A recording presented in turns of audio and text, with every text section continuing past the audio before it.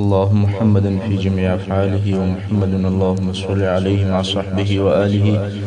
صلاة تكون لك رضاء ولحقه أداء. أما بعد،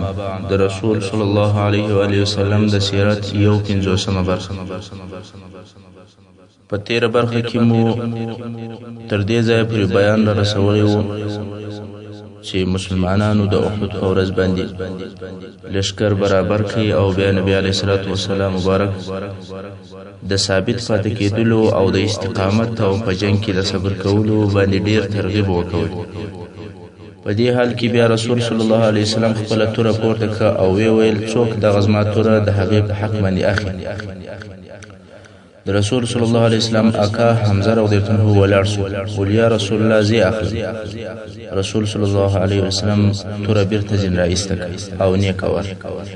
حمزه رضی الله عنه بیرته کښېنسته. بیا رسول صلی الله علیه وسلم توره پورته کړه، ول څوک د زما توره د هغې په حق اخلي. علي ابن ابي طالب رضی الله عنه ولاړ شو، ول زه غواړم یا رسول الله. رسول صلی الله علیه وسلم لاس ځین راټول کړ او توره یې نه ورکړه. علي رضی الله عنه هم کښېنسته. بیا رسول صلی الله علیه وسلم وفرمایل څوک دغه زما توره د هغې په حق اخلي. رسول صلی الله علیه وسلم د عمه زوی زبیر ابن عوام رضی الله عنه ولاړ شو، ول زه غواړم یا رسول الله. بیا هم رسول صلی الله علیه وسلم لازم راټول کړي او توره یې نه ورکړه. زبیر ابن عوام رضی الله عنه هم کښېنسته. رسول صلی الله علیه وسلم بیا وویل څوک دغه توره د هغې په حق اخلي. نو مقداد رضی الله عنه ولاړ شو، ول زه اخلم یا رسول الله. دغه نفر چې تر اوسه د تورې د اخیستلو دپاره ولاړ سوي دي، دغه ټول د مسلمانانو هغه مشهوره شجاع دلاور او قوي جنګي پهلوانان دي او هغه ښه قهرمانان دي چې په نورو ټولو مسلمانانو کې یا خو د دوی په مثل څوک نسته او کوي یا ډیر لږ دي. د حضرت عمر فاروق رضی الله عنه په خلافت کې چې دا بیا په وروسته کې چې کله حضرت عمر فاروق رضی الله عنه په مصر کې و عمرو بن العاص رضی الله عنه ته مرسته ورلېږله، نو عمر فاروق رضی الله عنه ورته ولیکل ول 8000 نفر ستا د مرستې دپاره ما در ولېږل. حال دا چې د لښکر شمېر 4000 نفر و. نو بیا په خپله حضرت عمر رضی الله عنه دا واضحه کړه چې هو د دغه لښکر سره چې 4000 نفر دي، 4 نفر قومندانان ورسره دي چې هر یو ماته پر 1000 نفر حساب دي، چې په هغو 4 قومندانانو کې یو زبیر ابن عوام رضی الله عنه او بل مقداد رضی الله عنه چې دغه نفر هر یو په جنگ کې پر 1000 نفر باندې حساب ول. دا د دغه نفرو جنگي طاقت او مهارت و، مګر رسول صلی الله علیه وسلم خپل توره دغه نفر ته نه ورکړه او رسول صلی الله علیه وسلم توره دغه یې ولا هم نه واخیسته. نو سپک فکر وسی چې دا منو څوک اخی چې دغه دون ماهر او جنگي پهلوانانو نه واخیسته. خو بیا هم رسول صلی الله علیه وسلم خپل توره د 5م وار دپاره پورته کړه، ول څوک دغه توره د هغې په حق باندې اخلي. ابو دجانه الانصاري رضی الله عنه چې نوم یې سماک ابن خرشه دی، دا ولاړ شو، ول یا رسول الله د دې تورې حق څه دی؟ اصلا رسول صلی الله علیه وسلم د دغې پوښتنې انتظار کوي. تر اوسه چا پوښتنه نه کوله چې حق یې څه دی. هر یوه بېله پوښتنې ویل چې زه غواړم. رسول صلی الله علیه وسلم وفرمایل د دې تورې حق دا دی چې دونه وهل به کوي تر څو چې کږېږي، یعنی په دغه توره به دونه کفار وهي چې د ډېر وهلو سره د اوسپنې توره کږه شي. ابو دجانه الانصاري رضی الله عنه وویل یا رسول الله زه دغه توره د هغې په حق باندې اخلم. رسول صلی الله علیه وسلم خپله توره ابو دجانه رضی الله عنه ته ورکړه. ابو دجانه رضی الله عنه تر اندازې زیات خوشاله شو، ځکه دا هغه توره ده چې ډېرو لوی پهلوانانو نه واخیستله او اوس د ده په نصیب شو او په دغه کار سره د ده درجه او مقام ډېر لوړ ښکاره شو. ابو دجانه رضی الله عنه هغه توره واخیسته چې هغه 4 جنگي پهلوانان د هغې تورې په اخیستلو باندې نه سول کامیابه او اوس د ده په نصیب شوه. نو ابو دجانه رضی الله عنه چې په خپله هم شجاع او دلاوره جنگي پهلوانو، د جنگ په وخت او د جنگ په میدان کې به په کبر او په غرور، په ناز او په نخرو باندې تک کوي. د ابو دجانه رضی الله عنه سره یو سور دسمال ورسره و. کله چې به دغه دسمال وتړی نو خلق به خصوص چې ابو دجانه د مرګ تر وخت پورې جنگ کوي یعنی بیل مرګ د جنگ د میدان څخه نه راوځي اوس چې ابو دجانه د رسول صلی الله علیه وسلم تور راوخستله نو هغه سور دسماله د جیب راوېستی او پر سر یې وتړی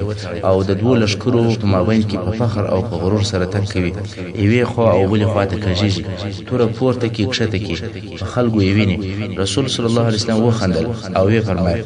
دغه تک داسې تک دی چې د الله او د رسول الله صلی الله علیه وسلم نه دی خوښ بیل دغه ځای یعنی فخر او غرور او کبر ولوی الله جل جلاله او رسول صلی الله علیه وسلم نه خوښوي مګر که فخر پر کفار وي نو بیا پروا نه لري بل نو په هر ځای او په هر وخت فخر او غرور سیالي او ځان ښکار کول په هر شي کې چې د الله او د رسول صلی الله علیه وسلم نه دی خوښ اوس به د مشرکانو د لشکر آمادګي او تیاری درته بیان شي هلته مشرکانو خپل لشکر د پخواني جنگو پر نظام برابر جوړوي د مشرکانو د لشکر عمومي قومندان ابو سفیان ابن صخر ابن حرب هغه چې د لشکر په منځ کې مرکز او د لشکر د راسته طرف قومندان خالد ابن ولید چې په دغه وخت کې مشرک او د لشکر د چپه طرف قومندان عکرمه ابن ابي جهل او د لشکر د پیاده قواو قومندان صفوان ابن امیه او د لشکر د غشبشتونکو قومندان عبد الله ابن ابي ربيعه د لشکر د بیرغ مسؤلیت چې بیرغ به اخستي هغه د بني عبد الدار وظیفه و چې دغه منصب و بني عبد الدار ته هغه وخت ورسېدلی و چې تر قصي ابن کلاب وروسته د عبد مناف اولادیه د قریش په منځ کې منصبونه او وظیفې ویشلې نو په جنگو کې د بیرغ اخستلو وظیفه و بني عبد الدار ته وسپارل شوه او هیڅ چا نسوای کولی چې دغه منصب د دوی څخه واخلي دغه کار چې د بیرغ اخستل دي دا لکه هغه نور کارونه مثلا سقایا رفاده چې په سر کې د سیرت د برخو د دې بیان درته شوی دی یعنی حاجانو ته اوبه ورکول یا ډوډۍ ورکول یا د کعبې شریف پوښول او داسې نور کارو لکه څنګه چې هغه کارونه ویشل شوي ول نو دغه د بیرغ اخستل دا هم یو میراثي وظیفه وه چې بني عبدالدار ته وپاتې شوې وه خو ابو سفیان چې د لشکر عمومي قومندان و د دې دپاره چې د بني عبدالدار احساسات وپاري نو وی ویل یا بني عبدالدار د بدر په ورځ بیرغ ستاسې سره و او موږ ته هغه څه راپېښ شو چې راپېښ شول خلک بیرغ ته ګوري که بیرغ ولوېدی نو لښکر مات شو نو یا به نن د بیرغ پوره ساتنه کوئ یا یې موږ ته راپرېږدي او موږ ته یې راکړي چې موږ یې ساتنه وکړو ابو سفیان په خپل مقصد کې کامیاب شو ځکه بني عبدالدار د ده په خبرو باندې په قهر شول او وی ویل موږ خپل بیرغ تا ته در تسلیم کړو ته به ووینې چې د جنګ په وخت کې موږ څه کارونه کوو او واقعا هم بني عبدالدار په جنگ کې داسې ثابت ودرېدل چې د خپلې کورنۍ او د خپلو پلرو نسل یې ټول ختم کړي یعنی ټول د مرګ تر وخته پورې ثابت ودرېدل او ټول د مسلمانانو له طرفه یو په بل پسې وژل کېدل چې قصه به یې وروسته واورسته اوس قریشو څه سیاسي هلې ځلې شروع کړي د جنگ تر شروع کېدلو دمخه قریش غواړي چې د مسلمانانو په صفو کې تفرقه او نزاع واچوي نو د دغه مقصد دپاره اول ابو سفیان و انصارو ته حال ورولېږي ورته ویلې چې موږ او زموږ د اکا زامون سره پرېږده یعنی رسول صلی الله علیه وسلم او مهاجر مسلمانان مقصد و نو موږ او زموږ د اکا زامون سره پرېږدي د هغو سره تر جنګ کولو وروسته موږ بیرته د سزو موږ ستاسې سره د جنګ دپاره نه یې راغلي انصار ولې زموږ مخ ته ولاړ یاست مګر دغه کوښښونه د هغه ایمان په مقابل کې چې غرونه د ځایه څه اړوي هېڅ نفع او فایده نسوای رسولی او نه یې ورسوله د انصارو د طرفه په جواب کې داسې خبرې ورته وشوې چې کفارو د هغو خبرو په اورېدلو باندې هېڅکله نه وه خوښ اوس نو چې د جنگ وخت نور هم نږدې شو دوه لښکره مخ په مخه سره ودرېدل قریشو بیا هم د مسلمانانو د تفرقې او د اختلاف لپاره یو بله نقشه جوړه کړه هغه دا چې د قریشو یو بل خائن نوکر چې ابو عامر فاسق ورته ویل کېدل چې د دغه سړي اصلي نوم عبد عمر ابن صیفي و او راهب و مشهور خو په دا راهب سره رسول صلی الله علیه وسلم د راهب پر ځای باندې فاسق پر کښېښوی دغه سړی د جاهلیت په وختو کې د اوس او د خزرج و قبیلو ته ډېر محترم و او هغه به ډېر د عزت په سترګه ورته کتل کله چې اسلام مدینې منورې ته رالی نو د رسول صلی الله علیه وسلم د دښمنۍ اعلان په ښکاره او واضح ډول سره وکړي او بیا چې کله د رسول صلی الله علیه وسلم تر هجرت وروسته په مدینه منوره کې اسلام نشر شو نو د په مدینه منوره کې نور ژوند نسوای کولی نو مدینه منوره یې پرېښوله او شام ته ولاړ کله چې یې واورېدل چې کفار د مسلمانانو مسلمانانو د جنگ لپاره تیاری نیسي نو دی هم رالی او د کفارو په لشکر کې شامل او داخل شو نور هم کفار د رسول صلی الله علیه وسلم و جنگ ته تشویق کوي او د جنگ په شروع کې مشرکانو ته وویل که زما قوم ما وویني خامخا زما متابعت کوي او زما ملګری کیږي نو اوس دغه سړی چې ابو عامر فاسق دی د دوه حبشي مریانو سره د جنگ میدان ته ورووتی او په لوړ اواز یې خپل قوم ته ورنارې کړ یا معشر الاوس زه ابو عامر یم ستاسې او د محمد صلی الله علیه وسلم سره څه ما ته راسئ زه ستاسې مشر او سردار یم د اوس او د خزرج قبیلو په جواب کې ورته وویل چپ سه ای د الله دښمنه الله دې تا په موږ نه وویني د او نور کفارو هیڅ دا فکر نه کوي چې د قوم دې ته داسې سخت جواب ورکړي ځکه دی په دوی کې د عزت او د لوړ مقام خاوند او اوس هغه داسې سخت جواب ورکړي نو ابو عامر وویل والله زما قوم ته تر ما وروسته شر پېښ شوی دی او ویل یې چې په تاسې څه سوي دي ما نه قبلوئ خیر د احد په جنګ کې ابو عامر د کفارو په لشکر کې پاتې شو او په دغه طریقه سره د مسلمانانو د تفریقې دپاره د مشرکانو دویمه نقشه هم ناکامه شوه د کفارو دغه د تفریقې اچولو کوښښونه پر دې دلالت کوي چې دوی د مسلمانانو څخه بیرېدل که څه هم کفار ډېر او په اسلحه باندې مجهزه ول خو بیا هم د دغه لږو مسلمانانو بیره او هیبت پر دوی باندې غالبه ول او غواړي چې دغه لږ مسلمانان هم سره وپاشي ابو عامر فاسق تر جنگ د مخه یو بل کار هم وکړي هغه دا چې د جنگ په میدان کې لوی لوی غارونه وکیندل چې د جنگ په وخت کې مسلمانان ورولويږي او تاسو ته معلومه ده که څوک یو غار یا کندې ته ولويږي هغه په اسانه سره وژل کېدلی شي نو ابو عامر څو نفره نور هم د ځان ملګري کړل او د دې لپاره غارونه وکیندل چې مسلمانان د جنگ په جریان کې ورولويږي او کفار په اسانه سره ووژني اوس به د کفارو د لشکر د حماس او د احساسات د لوړولو لپاره د دوی د ښځو کوښښونه بیان شي نو قریش هم خپل لشکر جنگ ته تشویقوي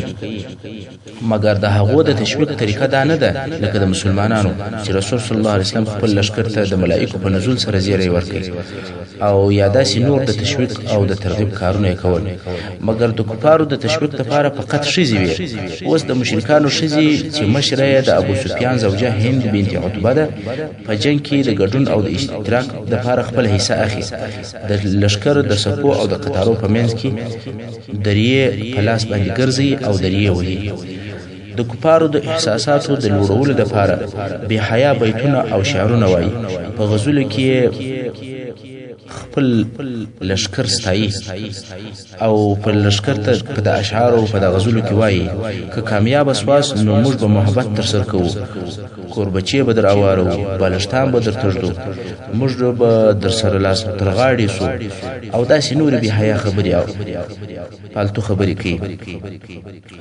او په د شعرو کې دا هم وایي که ناکامه سواس دښمن ته مشا وګرځوله نو نه تاسې زموږ یاست او نه موږ ستاسې یو دا د قریشو د لشکر د تشویق طرز او طریقه وه د مشرکانو سره یو نفر چې نوم یې جبیر ابن مطعم و یو حبشي مریی درلودی چې د مریی نوم یې وحشي ابن حرب و دغه وحشي په نیزه ویشتلو کې ډېر ماهر و او په نیزه یې داسې ویشتل کول چې هیڅ واره یې نه خطا کېدی نو دا وحشي مریی وایي زه د مالک جبیر ابن مطعم سره ومه نو دا زما د مالک چې جبیر ابن مطعم دی د دې اکا چې طعیمه ابن عدی دی د بدر په ورځ باندې مسلمانانو د طرفه ووژل نو کله چې قریش احد ته تلل نو دا جبیر زما مالک راته وویل که تا د محمد صلی الله علیه وسلم اکا حمزه رضی الله عنه زما د اکا په بدل کې ووژئ نو ته حر او آزادی ستا آزادی د حمزه په وجلو پورې تړلې ده وحشي وایي ما هم دغه سودا قبول کړه او د مشرکانو سره جنگ ته راووتل په خپل سر کې د خپل ازادي خیالونه او فکرونه راګرځو زمانه د جنگ او نه د لشکر سره تعلق ستا زه فقط خپل ازادي غواړم بل د هیڅ په فکر نه کینم به د حمزه د وجوله نه غواړم چې بل څوک ووجنم او نه دا غواړم چې په بل شي کې اشتراک وکړم بل هیڅ مقصد نه لرم به خپل ازادي چې هغه ازادي مې هم د حمزه رضی الله عنه په وجوله پورې تړلې و نو وحشي فقط دغه مقصد لپاره د جنگ میدان ته داخل شو چې حمزه رضی الله عنه وجني او د آزاد شي دا و جنگ ته د وحشي دراتلو سبب چې ورسته به کیسه د تفصیلی بیان اوس د جنگ اور اول واری په چا باندې بل شو د مخه تر دې چې د جنگ د واقعاتو په بیانولو باندې شروع وشي خپل یو عذر به درته بیان کړم هغه دا چې د احد جنگ د ورځو او د هفتو جنگ نه و چې د هر ورځ واقعات په ترتیب سره درته بیان شي د احد د جنگ ټول وخت او موده فقط نیمه ورځ یعنی سهار جنگ شروع شو او ماپښین پای ته ورسېد او واقعات خورا ډیر دي چې په دایو لحظه او په یو وخت کې دلته او هلته دوري او هوري قسم مختلف واقعات پیښ شوي که څه هم زه به تر ډیر اندازې کوشش وکم چې واقعات په ترتیب سره بیان شي خو بیا هم نسم کولای چې ټول واقعات په پوره ترتیب سره درته بیان کړم ځکه په یو لحظه کې مختلف واقعي پیښ شي نو خود د حالات لپاره یو واری د جنگ د میدان یوې حصې ته ځم او بیا بلې حصې ته د پوره ترتیب مراعات نسم کولای دغه عذر می تاسو قبول کړئ او اوس به د جنگ د واقعاتو په بیانولو باندې شروع نو کله چې دوه لشکره سره نږدې شول او د جنگ اولی حمله شروع شوه نو د جنگ اول نفر چې د مشرکانو د بیرغ اخیستونکو و چې د هغه نوم طلحه ابن ابي طلحه عبدري و چې دا سړی د قریشو د مشهور او دلاور پهلوانانو څخه و دا سړی پر اوښ سپورو د جنگ میدان ته راووتی او ویلې چې څوک مبارزه را سره کوي د قوت او د دلاوري په سبب باندې خلک ځینې ګوښه کېدل او خلک جنسیت کېدل مګر زبیر ابن عوام رضی الله عنه ورته مخه شو هیڅ مهلت نه کوي د زمری غوندي یو حمله پر وکوله پس غستا ور په هوا شو هل تلور د اوښته ور وختای سړی په یو حمله باندې د اوښه څخه لاندې راوګرځول او دغه خبر راوګرځول او د پتوره باندې حلال کړ رسول صلی الله علیه وسلم چې دغه فزرپوري حمله او د کافر وجل ولیدل تکبیر یې ووایي الله اکبر او مسلمانانو هم تکبیر ورسره ووایي رسول صلی الله علیه وسلم و زبیر ابن عوام رضی الله عنه دعا وکوله او بیا یې وفرمایل هر نبی لره حواری استه او زما حواری زبیر ابن عوام په دغه جنگ کې هغه مبارزه او پهلوانی چې د نور جنگو په شروع کې وکیدل دلته هغه مبارزه نور نه وسو بس جنگ شروع او لشکر یو په بل سره ګډ شو د جنگ د میدان په هر نقطه کې دوه لشکر په جنگ سره اخته دي هغه وخت کې یوازې د عرب نه بلکې په ټولو جنگو کې د جنگ طریقه داسې و هر لشکر به د ځان لپاره یو لوی عمومي بیرغ درلودي چې د هر طرف بیرغ به ولوېدی او بیا به نو سپورته نو هغه لشکر ماتو او که به بیرغ ولاړو نو معنا دا ده چې لشکر منظم ثابت او قائم دی نور هم جنگ کوي که به بیرغ ولوېدی او بیا به نو سپورته نو معنا دا و چې لشکر شکست وخوري او د تیښتې په حال کې دی نو په پخوانیو جنگو کې د لشکر حال پر بیرغ معلومېدی چې لشکر قائم دی او نور هم جنگ کوي یا لشکر شکست خوړلی دی او تښتي اوس د مسلمانانو بیرغ د مصعب ابن عمیر رضی الله عنه سره دی او د کفارو بیرغ د بني عبدالدار سره دی چې د قریشو دا یو شاخ دی د بني عبدالدار اول بیرغ اخیستونکی چې طلحه ابن ابي طلحه هغه خو د زبیر ابن عوام له طرفه څخه ووژل شو بیا نو د هغه ورور چې عثمان ابن ابي طلحه دی بیرغ واخیست دا خو په یاد وی چې ابو سفیان و بني عبدالدار ته ویلی ول چې یا بني عبدالدار د بدر په ورځ بیرغ ستاسو په لاس کې او ولوېدی کنن ورځ هم بیرغ در څخه ولوېدی نو بیا به مخیر نه وي نو که بیرغ د سیل کیږي نو اوس یې لاره پرېږده خو هغه قسم ووایي چې هیڅ کله به بیرغ ولوېدو ته نه پرېږدم نو حمزه رضی الله عنه چې جنگي پهلوان او قهرمان دي او دا هم ور معلومه ده چې د کفارو د ماتولو لپاره اسانه لار ده چې د دوی بیرغ ولويږي نو د جنگ په شروع کې څو نفر د ځان ملګری کړل د کفارو و بیرغ ته متوجه شول او بیرغ ثابت او ولاړ نه پریږدي اوس چې کله عثمان ابن ابي طلحه بیرغ په لاس واخستي او شعارونه وای د جنگ میدان ته راووتی حمزه رضی الله عنه د بیرغ پر طرف باندې ډیره سخته او شدیده حمله شروع کړه چپه او راسته طرف ته وهل کوي کفار داسې وجني لکه ژرند چې پر څرخي هر څه چې په مخ ورځي هغه مې کوي خو کفار ځان مرګ ته نه ورکوي بلکې ځین تښتي څو حمزه رضی الله عنه د کفارو بیرغ ته ورسېدی هغه نفر چې بیرغ په لاس کې و په توره پر اوږه ووهي لاس یې د اوږې سره په هوا شو حتی سږه یې ښکاره شو دا خو ووژل شو او د جنگ په اولو دقیقو کې د کفارو بیرغ ولوېدی د ابو طلحه بل زوی چې ابو سعد ابن ابي طلحه چې دالته حاضر ډیر ژر بیرغ پورته خو حمزه رضی الله عنه چې تر اوسه په دغه منطقه کې دی پر هغه هم حمله وکوله او دای هم ووجي د دویم وار د پاره بیا د کفارو بیرغ ولوي دغه د بیرغ اخستونکي چې وجل کیږي د جنگ کار دی د هر طرفه د بیرغ پر اخستونکي باندې وارونه کیږي نو کځینی وختونه د دغه وجونکي په نامه کې اختلاف راسي دغه اختلاف د قبلول وړ دی ځکه یو راوی یو نفر لیدلی چې پر بیرغ اخستونکي باندې حمله وکوله او بل راوی د بل نفر واره لیدلی چې بیرغ اخستونکي یو مړ کړي نو که په ځینی روایتو کې د وجونکي په نامه کې اختلاف راسي نو قابل د تشویش نه دی نو مقصد دا دی چې د کفارو د بیرغ اخیستونکي پر لپسې وژل کېدل خیر د کفارو بیرغ د دویم وار د پاره بیا ولوېدی کفار وارخطا شول چې د جنگ په شروع کې د دوی بیرغ دوه وار ولوېدی دا وار بیرغ د ابو طلحه المسی چې مصافع ابن ابي طلحه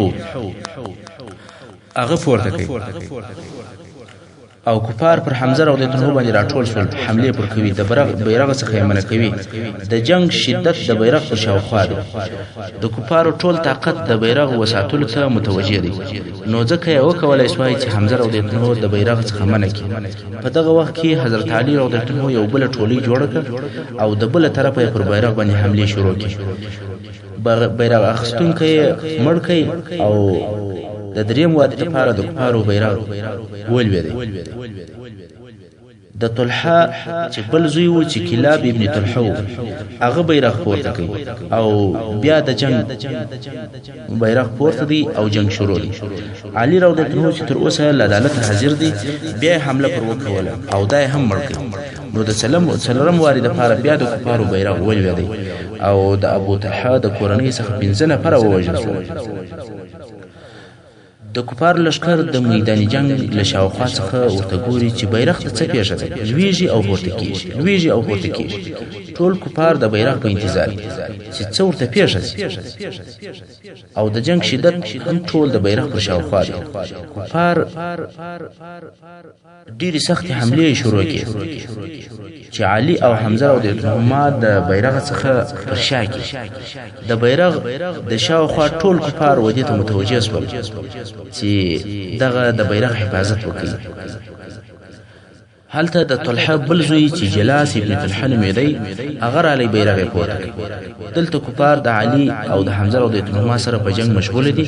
چې عاصم ابن ثابت رضی الله عنه د یو بل ډلې سره رالی او پر بیرغ باندې حمله وکوله د طلحه زوی چې بیرغ یې اخیستی وي هغه یې مړ کړ او د کفارو بیرغ د 15 وارې دپاره بیا ولوېد کفار اوس لیوني شول نه پوهېږي چې څه وکړي کم یو منع کړي سلافه بنت سعد ابن سمیه چې دا د طلحه ابن ابي طلحه عبدالدري ښځه وه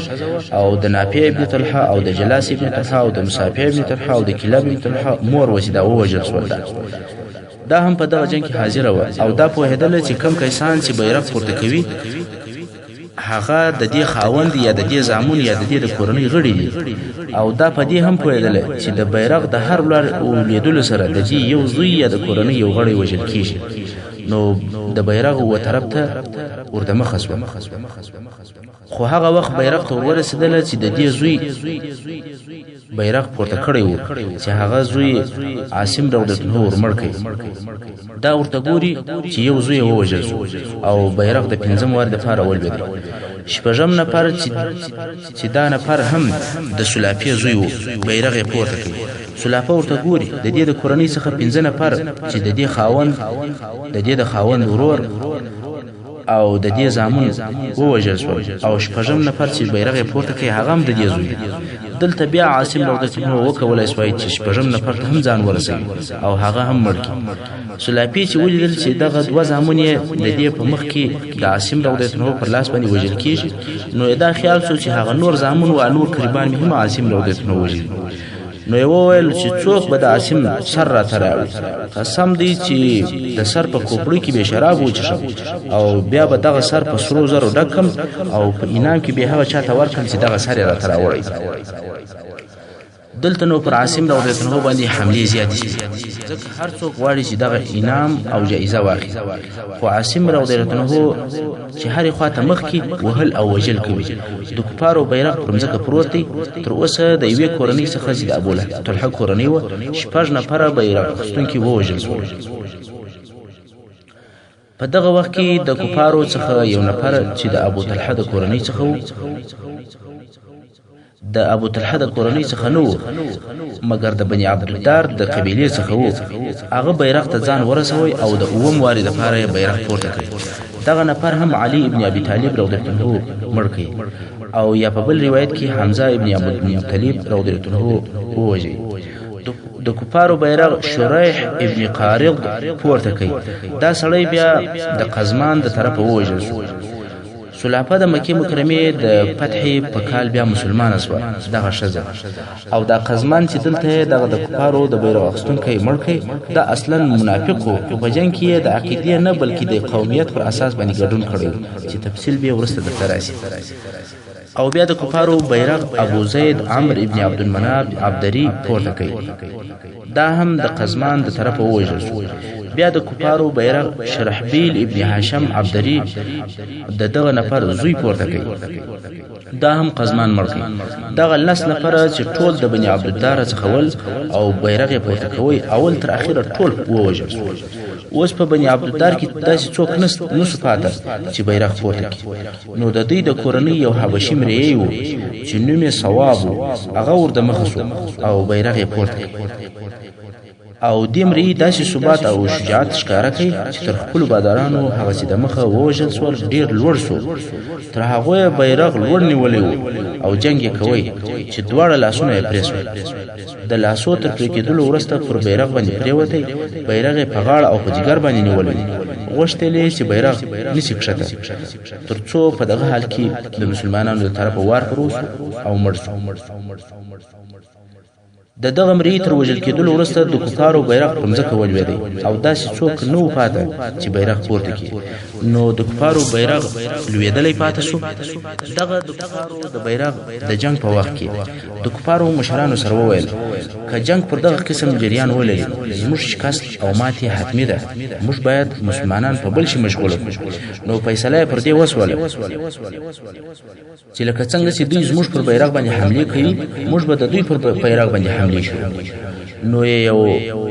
یو ډله یې جوړه کړه او پر مصعب ابن عمیر رضی الله عنه چې د مسلمانانو د بیرغ اخیستونکی و پر هغه یې حملې شروع کړې چې په دې ډول سره په یوه میدان کې دوه مهم جنګونه شروع دي یو جنگ د کفارو د بیرغ پر شاوخوا دی او بل جنگ د مسلمانانو د بیرغ پر شاوخوا خو مصعب ابن عمیر رضی الله عنه ثابت او قائم پر خپل ځای ولاړ دی او مسلمانان په پوره مړانه د دفاع کوي په دغه وخت کې چې د جنگ شدت د کفارو د بیرغ پر شاوخوا دوام لري هلته د میداني جنگ په نورو نقطو کې هم ترخه جنگونه روان دي د مسلمانانو پر زړو او بدنو باندې ایمانی تجلی غالب وي او د کفارو د لشکرو په سپو باندې داسې ورننوتل لکه د اوبو سیلونه چې په شیلو کې زغلي ابو دجانه رضی الله عنه چې سره په سره دسمال باندې تړلی و او د رسول صلی الله علیه وسلم توره په لاس کې و دا ټینګ عزم او قوي اراده و چې دغه توري حق به ادا کوي په جنگ کې به دون ډیر وهل پکوي چې دا کړي نو په جنگ یې داسې شروع وکوله چې د کفارو په لشکر ورننوتی او هر مشرک چې په مخه ورځي هغه وژني د کفارو د لشکر صفونه یو په بل پسې ورنړي زبیر ابن عوام رضی الله عنه وایي چې کله ما د رسول توره وغوښتله او ماته نه کړه نو زما په زړه کې څه ناامیدي پیدا شوه او د ځان سره مې وویل چې زه د رسول صلی الله علیه وسلم د عمه زوی یم او د قریشو څخه یم زه تر ابو دجانه د مخه ور ولاړ شم او توره مزن وغوښتله خو ماته نه کړه او دته یې ورکړه نو په والله زه به په ابو دجانه پسې ګورم چې دی څه کوي وای زه په ابو دجانه پسې وم ابو دجانه رضی الله عنه اول هغه څو دسمال راوېستی او سره وتړي انصار وویل چې ابو دجانه د مرګ دسمال راوېستی ابو دجانه د دشمن پر طرف باندې ورهیسو او دغه شعرونه ویل أنا الذي عاهدني خليلي ونحن بالسفح لدي النخيل أنا لا أقوم الدهر في الكيول أضرب بسيف الله والرسول. نو دا اشعار ویل او د مشرکانو څخه چې هر څوک په مخه ورتلی هغه یې وژي. زبیر ابن عوان رضی الله عنه وایي چې په مشرکانو کې یو ډیر جنگي سړی و. محترم اوریدونکو، څنګه چې وخت پای ته رسیږي زموږ پاته برخه د سیرت په راتلونکو حصو کې واورئ. وصلى الله تعالى على خير خلقه محمد وآله وأصحابه وأهل بيته أجمعين.